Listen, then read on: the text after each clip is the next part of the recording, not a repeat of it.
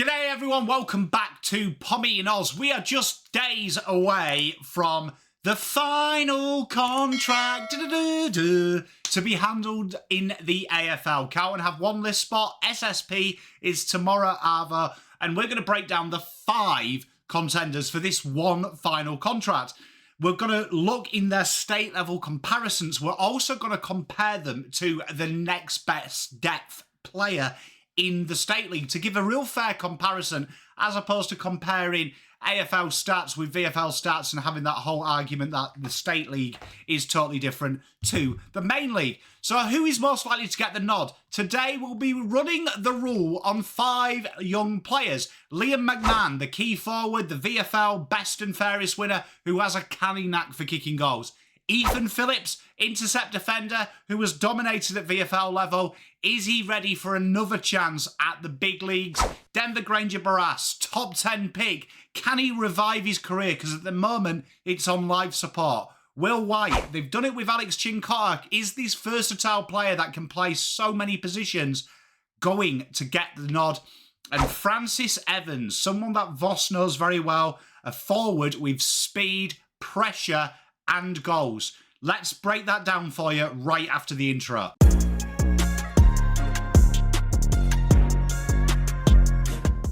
And we start with Liam McMahon, an old school key forward that leads incredibly well. Big, athletic, he's great in the air, and he's got an incredible goal sense. Since being let go by the AFL Collingwood side, he has rebuilt his career in the VFL at the Blues and has really looked at home. He's led that line incredibly well, and he won the VFL Best and Fairest. So for a guy with pedigree, he ticks all the boxes. Now, let's have a look at Carlton's depth in this area.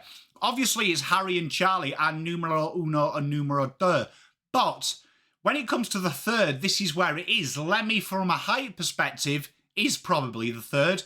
Hudson O'Keefe might put his hand up, but it's more likely to be Brodie Kemp and them type of players. Carlton, when they've had an injury to Charlie or Harry, have gone towards a more medium-sized player. So for the purpose of this, we're going to compare him with Brodie Kemp as our next cab off the rank. You know, to use Voss's phrase, next man up. Now, in the VFL last year, Liam McMahon played 16 games, had 5 marks, had 1.1 contested marks, 2.8 goals a game, 5.3 score involvements, and drew a free kick every game.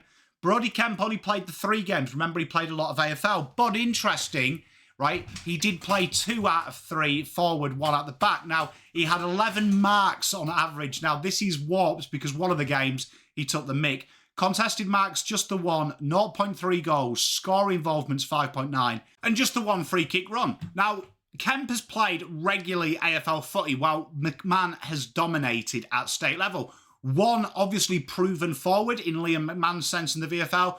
Brodie, obviously, like we say, played more down back, but he has shown promise when he has played forward. Now, let's look at the pros and cons. McMahon, a genuine goal kicker, something Carlton lacks beyond Big Harry and Charlie. But he has been passed on multiple mid-season drafts and multiple drafts since. And there's a real risk for me that this might be Ben Crocker type stats.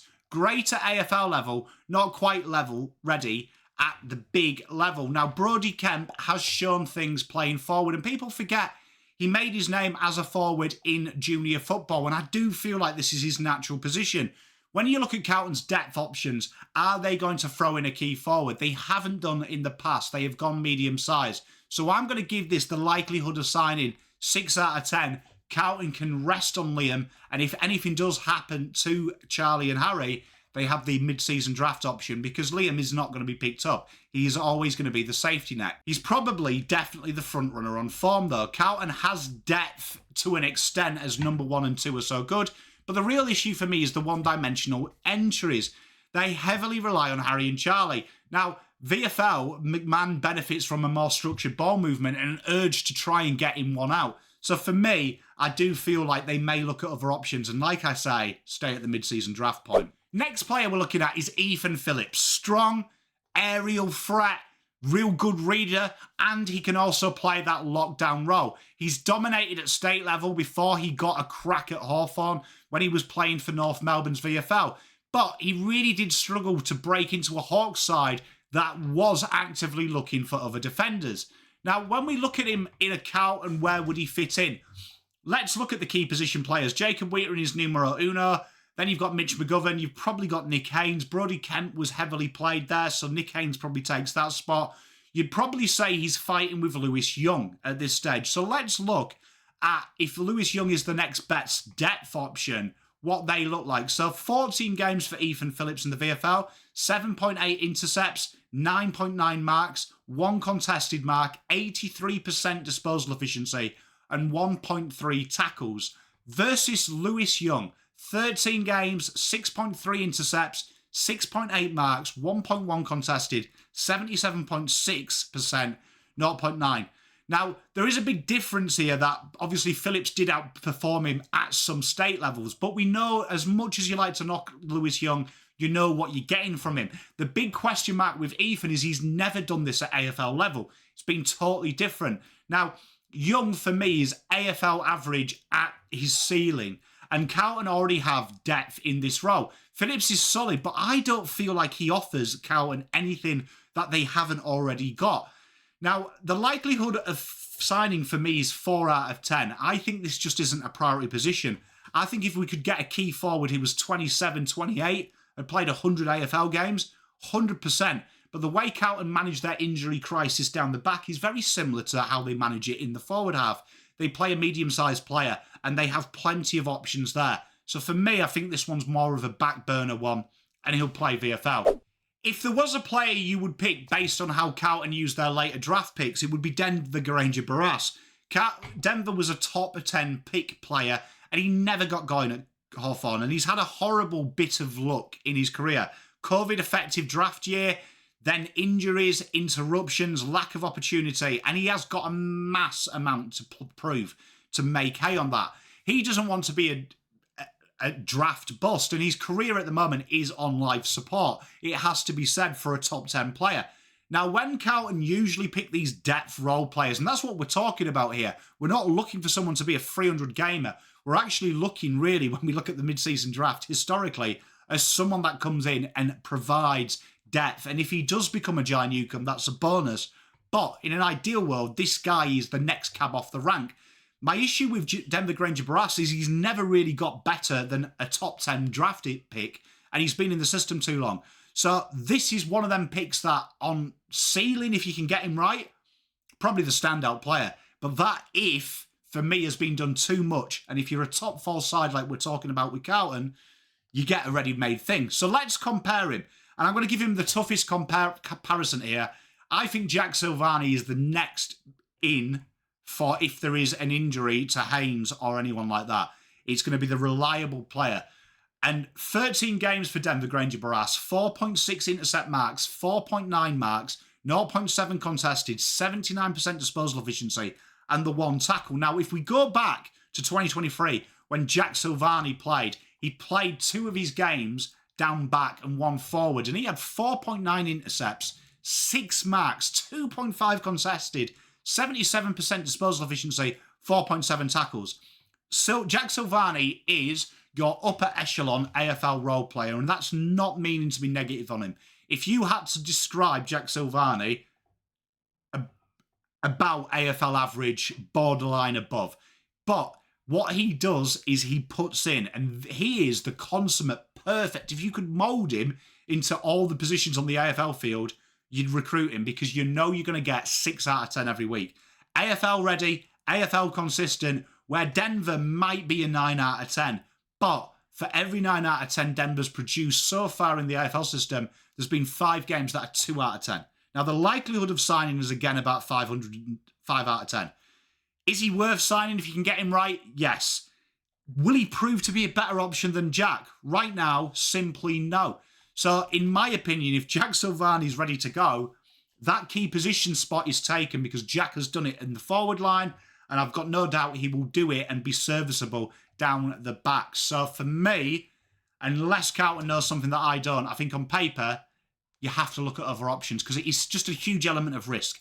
And if Carlton are bringing in a key defender that we don't know is ready now, and we do have an injury, that could make you look mighty stupid very quickly. Next is surprise Smokey Will White, and this guy is versatile. Played at halfback, played on the wing, played on the ball, played forward. And when he finds the groove, he is a high-pressure creative magnet, and he has got speed to burn. And very similarly, how he plays, we've talked about this in the VFL wrap, is he's like Orazio Fantasia. He's kind of everywhere, but he's younger and he's fitter. Now, let's look at Orazio versus Will. 18 games for Will White last year in the VFL, 1.2 goals, 3.1 marks, 5.3 score involvements, 0.8 tackles inside 50, 13.7 touches, versus Orazio, who played 3 games, no goals, 1 mark, 1 score involvement, no tackles inside 50, 13 touches. Now, the likelihood here, when you look at these two players, is I'm leaning towards Will White. He brings speed, he brings goal sense. Now, Carlton's AFL system needs to shift to these more dynamic players, and I want to focus on his marks. When you look at Carlton's forwards, as outside Charlie and Harry, no one leads into space. No one looks for them. And when you look at the top small, medium players in this league, they dwarf them in marks inside 50. Our boys. Carlton average under 1 from them. Other clubs are averaging nearly 2. So this is where it is. You want that spread, that dynamic. So he definitely fits into that. And he also adds the conduit. Now, is he better than Orazio Fantasia? Probably not from a terms of games played, footy IQ. But I will say he provides a lot more than Orazio does in terms of pure output.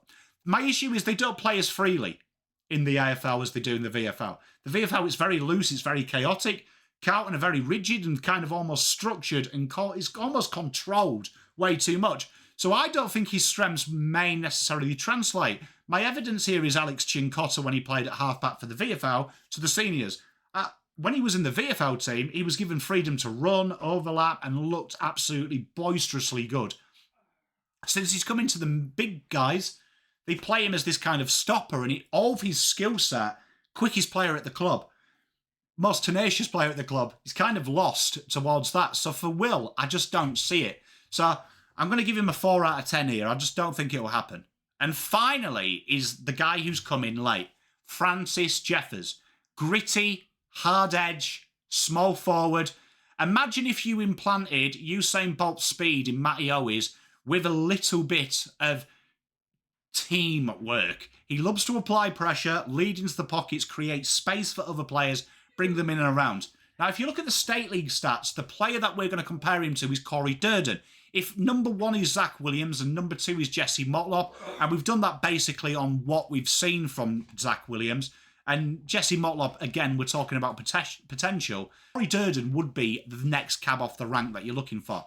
Now, in State League football last year, Francis Jeffers played 8 games, had 1 goal, 4.9 marks, 5.3 score involvements, 1.7 tackles inside 50, 16.9 touches, versus Corey Durden, who played 3 games, 0.7 goals, 3.3 marks, 3.7 score involvements, no tackles inside 50, 9.7 disposals.